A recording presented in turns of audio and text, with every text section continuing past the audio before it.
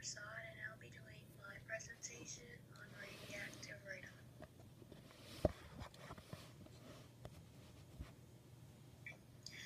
Okay, so radon is probably not as popular by its name, or some people may call it basement gas. It is a very silent killer, especially in countries that, or parts of a country that has basements. It is a serious indoor pollution. It's found in the natural environment, but in rocks, in the soil, and even in water. It is a noble and heavy gas and found mostly in basement and other low-lying underground areas. Radon is a byproduct of decaying uranium. Okay, as I mentioned before, it is invisible. It's tasteless. It's found in a gas form.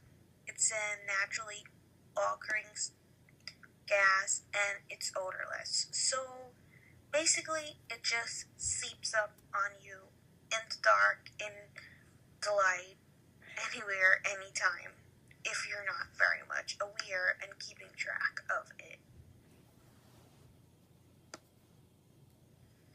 Okay, now I'd just like to look at some of the effects of this environmental issue. Mainly it focuses on humans because this issue really affects humans.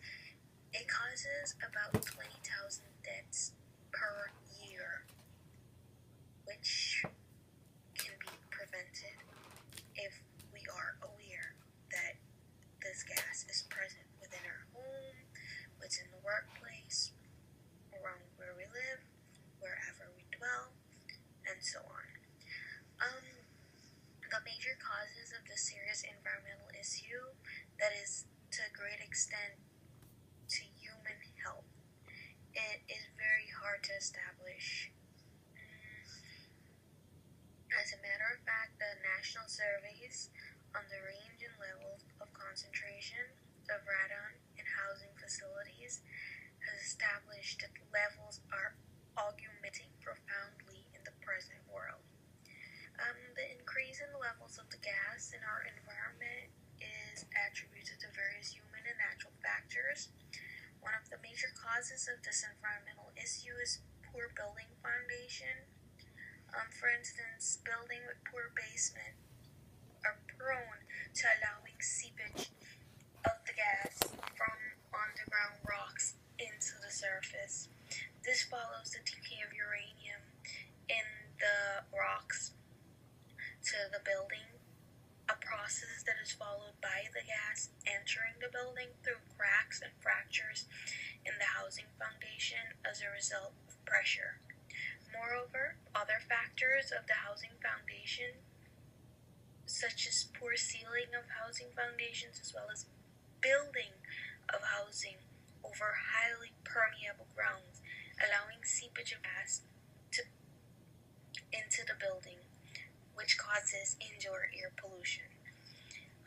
In present, some areas have a high concentration of radon in the indoor air capacity as compared to gases, concentration in the soil and rocks due to poor building approaches. Another way that we are bothered by this gas is increased by private water supply systems in different local areas. For instance, home-based wells that source their water from underground have higher chances of having high concentrations of radon, depending on the concentration of uranium in the aquifer. After continuous use of this water in the respective homes for daily activities, its level continues to increase, therefore augmenting the chance of infectious diseases and other inhaling issues, which is a threat to human health quality. This greatly contributes to indoor radon concentrations leading to human exposure through ingestion and inhalation as mentioned above. Lastly, I would just like to mention it is worth noting that most building material across the globe are extracted from underground. Therefore, they already have components of their mother rock, including the harmful elements such as radon. After being used in buildings, the components are exhaled from the building materials, increasing the concentration of the gas into our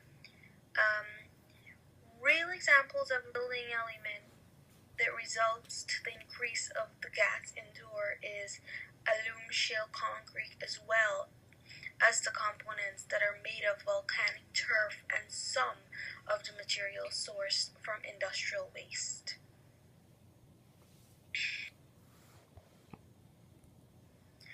Okay, just to state a few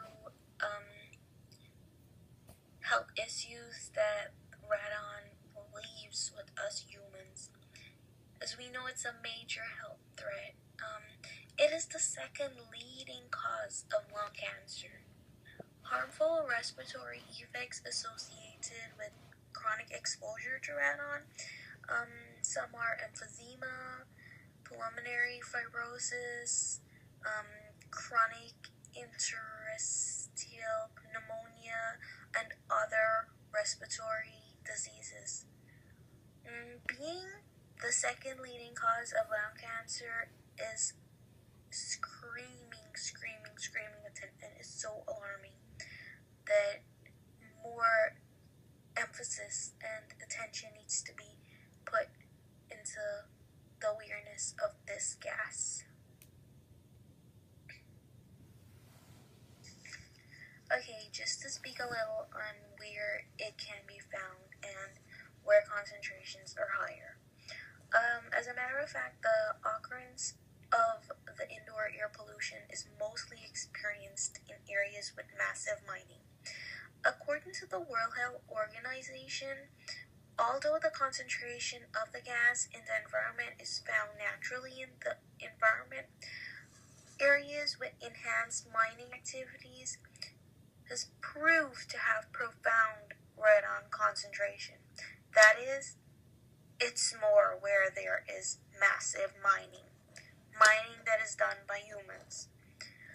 Most importantly, numerous studies have been conducted over the years to establish the major areas where indoor air pollution has taken root.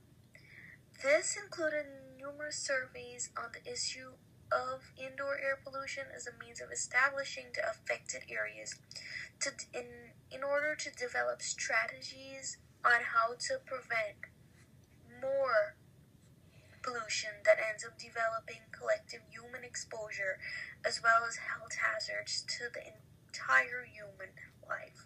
For instance, indoor air pollution is mostly experienced in areas with granitic rock, granite mining, areas with spring water, as well as areas with excessive mining across the globe.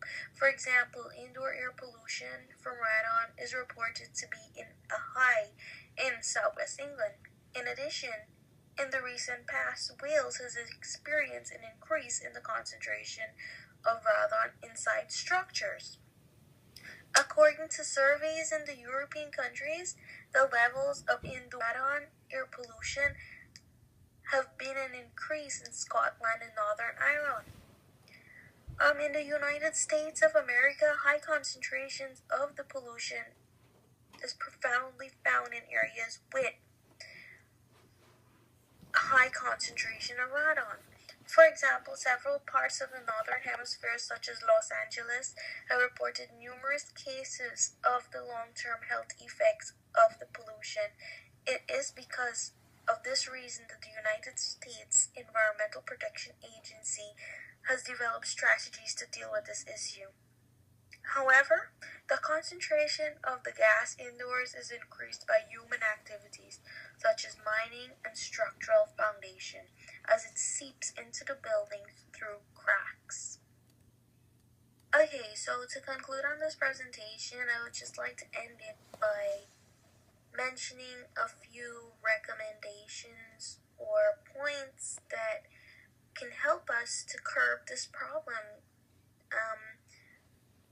One of the first things we need to hit on the nail is more rules and regulations for new infrastructure.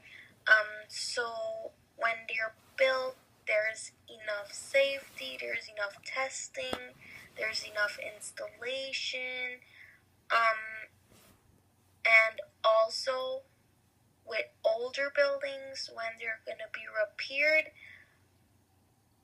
there should be more inspection, and they should have the need to follow these new rules that are being implemented in order to decrease seepage within buildings. Also increase the awareness of this major problem, because it is how it appears to be a silent killer, as I said in the beginning. It's like someone renting a basement. They don't know every day it's trapped in the walls, it's trapped in material, it's trapped in the cloth, it's trapped in your drapes, wherever. And as the amount increases, it becomes more deadly, or it tells a toll on your health, and you may not even know. All because we're not aware of this issue. So, rules and increased awareness is definitely going to help us with this problem, as it acts directly on human health. Thank you.